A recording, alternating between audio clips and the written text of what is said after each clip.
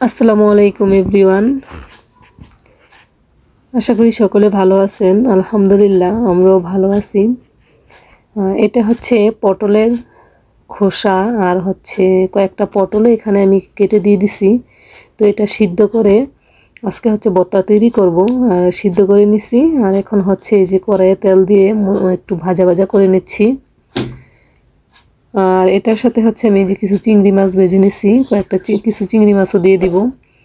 তো আজকে কয়েকটা ভর্তা রেসিপি শেয়ার করব আপনাদের সাথে। আর কারা কারা এইভাবে ভর্তা খান আমাকে কমেন্টে জানাবেন। এই যে পটলের চোচা আর চিংড়ি মাছ এভাবে করে, চিংড়ি মাছটা আমি সাধারণত দেই না, তো ছিল এই জন্য দিলাম আর কি। আর হচ্ছে ধনেপাতার ভর্তা করব। আর শীতকাল আসলে হচ্ছে আমি ধনেপাতার ভর্তাটা হচ্ছে প্রায় করে থাকি। তো এখন হচ্ছে ধনেপাতাগুলো এই দিয়ে লবণ দিয়ে আর কি এভাবে ভেজে সামান্য তেলও দিয়ে দিছি, ভেজে হচ্ছে ভর্তাটা করব আমি।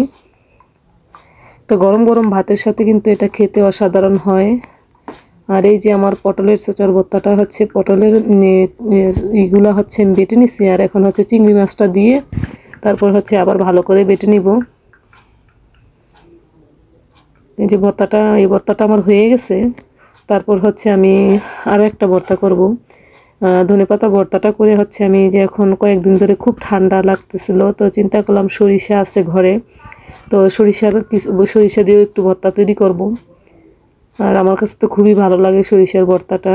গরম গরম ভাতের সাথে মুখ বন্ধ করে খেলে একেবারে ঠান্ডা দূরে পালিয়ে যায় আর কি। তো এখন হচ্ছে যে ধনেপাতার ভর্তাটাও হয়ে গেছে। আর এখন আমি সরিষা ভর্তাটা করে নিব। তো ভিডিওটা দেখতে দেখতে ভিডিওর কোনো অংশ যদি ভালো লেগে যায় প্লিজ আমার চ্যানেলটার সাথে থেকে যাবেন আর একটা লাইক দিয়ে দিবেন, কারণ আপনাদের একটা লাইক আমার ভিডিওটাকে অনেকের কাছে পৌঁছে দিতে সাহায্য করবে। এখানে আমি কয়েক কোয়া রসুন দিছি আর লবণ আর হচ্ছে পেঁয়াজ মরিচ আর সরিষাটা হচ্ছে আমি কিছুক্ষণ পানিতে ভিজিয়ে রাখছিলাম, কারণ এগুলাতে হচ্ছে ছোট ছোট মাটি থাকে।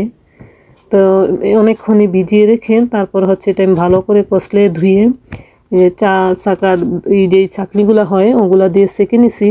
তো এই যে আমার সরিষার ভর্তাটাও হয়ে গেছে।